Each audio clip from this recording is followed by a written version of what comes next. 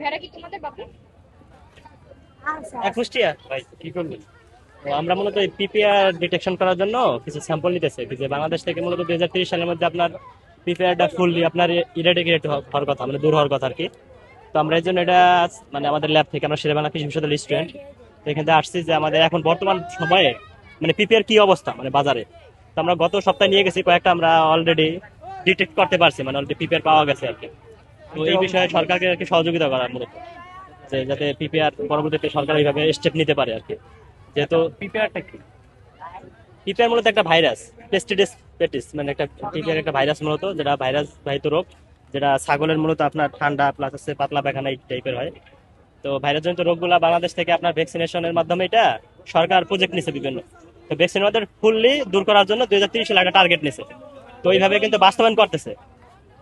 এখন এই উদ্দেশ্যে মানে বর্তমান সিচুয়েশনটা আসলে মূলত কেমন, এইটা মূলত আমরা এগুলা ল্যাবে কাজ করি যে প্রিপেয়ারটা কতটা দূর হয়েছে বা কতটা কি অগ্রগতি দরকার, আর সামনে এই মূলত এইভাবে কাজ করা কিন্তু।